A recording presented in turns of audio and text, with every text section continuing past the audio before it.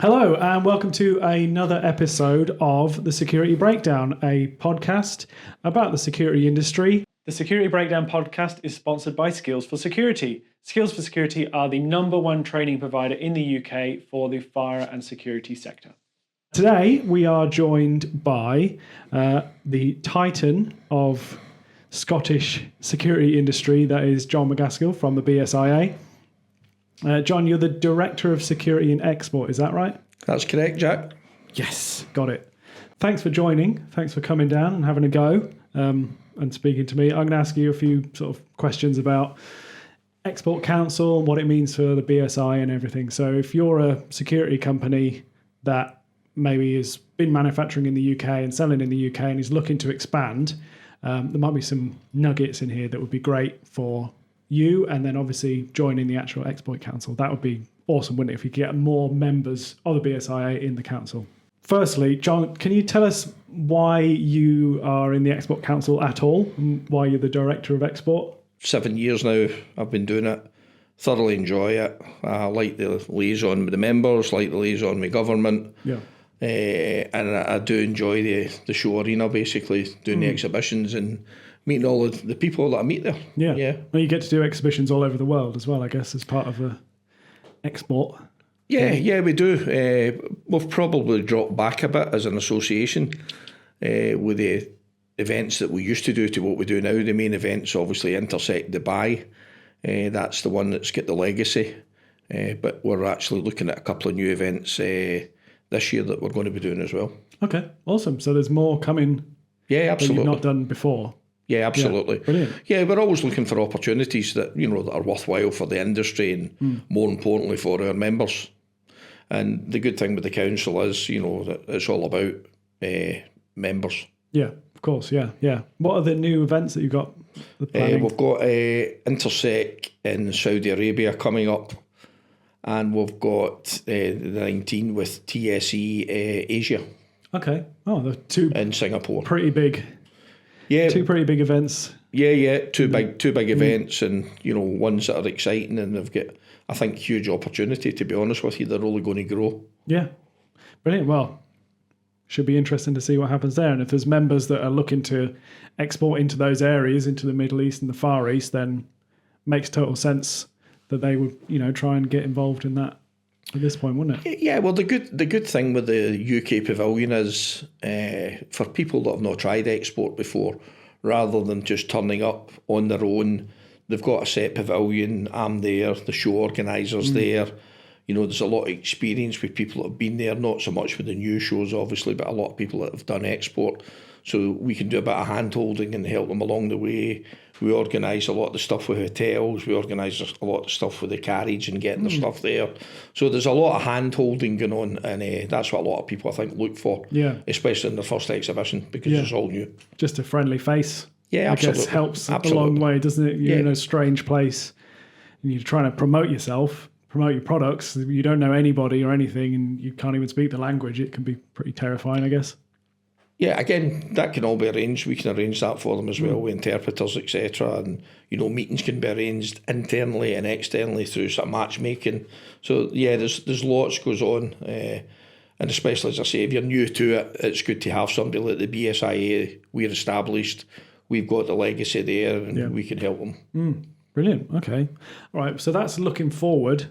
What about going back a little bit? Is there anything that you can think of will be a really good sort of success story, or even just things that you feel like are victories for the Export Council, where somebody that's new to it may think, well, what's in it for me? What can I get out of it?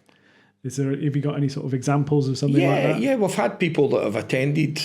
I'm talking specifically about Intersec Dubai. Scope to Show came along to look at it, come onto the stand. I've spoken to them, introduced them to colleagues for government, etc. And then the following year, they've taken a stand themselves. Yeah. So, okay. And some of these people now have been going for decades before I even went.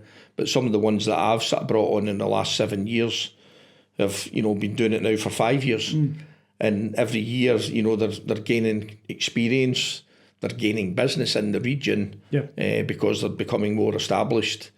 And, they still retain their place in the pavilion. You know, when you look at the footprint at Intersec Dubai, there's probably over 90 companies, UK companies in Dubai, not all on the UK pavilion. Some of our members exhibit outside the pavilion because they're global brands, so they don't want to just be stuck within the UK pavilion, so they exhibit out with. But basically, if you look at the UK footprint for Intersec Dubai, to pick one of the, well, that's our main show, we are second by a long way in the United Kingdom to only China. Right. Only China has more exhibitors at the show than the United Kingdom do. So I mean that's massive, and the show's still growing. This year we've opened another hall which was never available to us before, and it's basically looking to be filled as well. Okay, just for the benefit of the audience and definitely not me, when you say pavilion, is that the BSIA sort of cordoned off bit where? Basically, we have two pavilions. We have the Homeland Security for the security exhibitors, and we have the Fire Pavilion, right, which is our colleagues who we work very close with in the FIA, the Fire Industry Association. So they have a pavilion in a separate hall, but it all comes underneath the United Kingdom pavilion. Right. As I say, we do work hand in hand, and for years now we've done that. What we used to get from UK government, albeit it's post-COVID now, is TAP funding, Trade Access Platform funding. And that helped companies because if they wanted to try, export for the first time, they got a grant to help them do that. Right. Okay. So we administered that grant through the BSIA as brilliant. a not-for-profit trade association because we ran the United Kingdom Pavilion. Yeah. So that's supported by the government as well at the shows. So unfortunately that's not available just now, but who's to say we won't get it back in some sort of guise in the future? Yeah. Certainly try for that. Yeah. Is there anything else like that that's sort of available at the moment, or is it all starting to dry up? No, I think just, I think it's not a secret, the government's and sort of looking after pulling their purse strings just now. Like there's no spare money available, so I don't see it changing anytime soon, would be my personal opinion. Okay. Shame, but I guess if it ever becomes available, then it would be up to the Export Council and to you to sort of make that available for everyone and make people aware of it. Absolutely, and if I could make that happen, yes, we certainly always look to do that because we want to try and encourage as many people to try export as possible. Because normally the people that do try it don't look back. Yeah, they only grow in business stature in that region. Well, the UK is only a small part of the market of the world, isn't it? Really, there's only so many places you can sell security equipment to here, and there's a lot more other places in the rest of the world, so it makes sense to try at least. Absolutely, especially in the Middle East. The UK's got a huge amount of respect by that region. The security arena is very, very well respected. Anything that's got the UK stamp, British stamp on it's very well received. Right, okay, so it's sort of almost favoured. It's certainly up there. It's certainly up there, yeah, definitely. Yeah, okay. Well, that's cool. I didn't know that there was any sort of preference. Okay, do they have their own products? Is there a market there? There's loads of different countries all do business, all over the world. Germany, Turkey, China, France, to name but a few, as well as United Kingdom. Okay. But as I said earlier, we're up there in footprint, second to China, who are obviously number one in size compared to us. Interesting. Yeah, I'd heard of Intersec Dubai, but I never really considered the value that we could get from it as a UK manufacturers and UK security businesses. That there's so much more outside of here, and actually if they're already respecting our products, then it kind of makes it a no-brainer to take that as a first step and go overseas. Absolutely, there's a huge legacy in the Middle East, and Dubai as a regional spot works perfectly. It's always been a very popular show. Awesome. What about the mechanics of the Export Council itself? And I'm talking. Let's go right back to basics. Question one: I'm a security manufacturer. I'm in the BSIA. I want to export to Dubai. how do I get on the council? How do I come to these meetings? How do I get any of this value that you just told me? It sounds great. How do I get any of that from anyone? If you're a BSIA member, any member, you're welcome to join the Export Council. Okay. It is slightly different. We have 14 sections of membership. So anyone within the 14 sections, it normally comes from the manufacturing section, to be honest with you, because that's who do the most export, are welcome to join the Export Council for a nominal fee. It's not a lot of money. Okay. And I think the good thing with that is, although some of these companies will have exported before, or some of them have not, if they want to come along and try it, there's a lot of experience at the meetings we hold. So, and we have specific companies within the Export Council who'll have specific experiences in certain regions. So if there was a country that a particular member wanted to try, it's quite, commercially sensitive, obviously, but they can go and approach one of these companies, or we can talk about it openly at the Export Council meeting and say, we've got a member here that's looking to do business in wherever, America, Argentina, South America, or it could be anywhere in the world. Someone that's done business there before can put their hand up and say, I've did business there. Here are the pitfalls that you need to look out for. Or if you're using a local agent, you need to be careful of this. So there's a huge amount of experience within the room in different countries throughout the world. So rather than you going in there cold and not knowing anything about it, at least you've got a bit of background and it's at the back of your mind what to look out for. I think even my experience here at Smokescreen, in the countries that we deal with, the things that I hear, there's so different countries operate in so many different ways.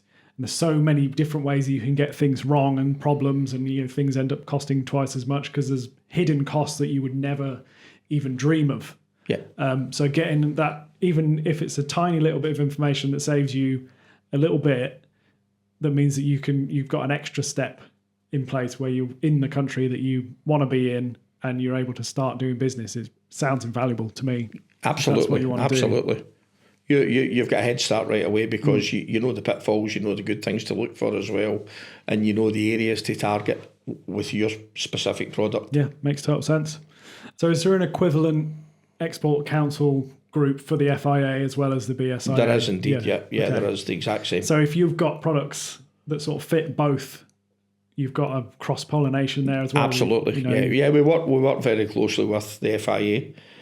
There's a few of our members install fire products anyway, but we don't take on members for fire. We would always put them in the direction of the FIA, and likewise the colleagues in the FIA would point them in our direction for anything to do with any of the areas we represent. If you're a fire manufacturer starting out and you want to go to Turkey, for example, maybe there's nobody in the group that's there in the FIA that's got any experience, but there might be someone from the BSIA side of the Export Council that can go, well, actually, we've tried to do this and we've done this, and here's the pitfalls of that country. Absolutely. You're sharing information not just between each other, but between both totally associations, different industries as well. You're sharing the information, as you say, and there's obviously a wider depth of experience there because you're covering more countries. There's probably some. That's a very good point you make, and it absolutely does. The other thing is we would normally bring a couple of speakers along to that. Okay, so we would get people along from UKDSE, United Kingdom Defence and Security Exports, which is about to be rebranded. But basically they'll come along and do a talk on security, and they'll then replicate something of a similar vein to the colleagues in fire. So, and then they'll join us at night for networking as well. More added value there. Yeah, absolutely. People in from outside. Yeah, absolutely. Yeah, okay. Yeah. Oh, sign me up. If you're not a member of the council already, then, as you said, as long as you're a section member of some kind, right? Is that right? Absolutely. So if you're a section member of BSIA. Section member, put in your application, pay your fee, which you said was quite nominal, right? Yeah. And then turn up to the meetings and start getting value, I guess. And even test and try before you buy. I'm quite happy that if one of our members wanted to come along, as they've done in the past, and try it and see, and if no obligation, if it's not what they want, then they don't need to join. But most people that come along will do that and they will join. Yeah, well, you'd think if you were interested in exporting, there would be it makes total sense to get at least something from even if they've got no information about the countries that you want to be in and they're a totally different sector of the industry, you're going to get some kind of backup and help and, encouragement at least. Yeah, without a doubt.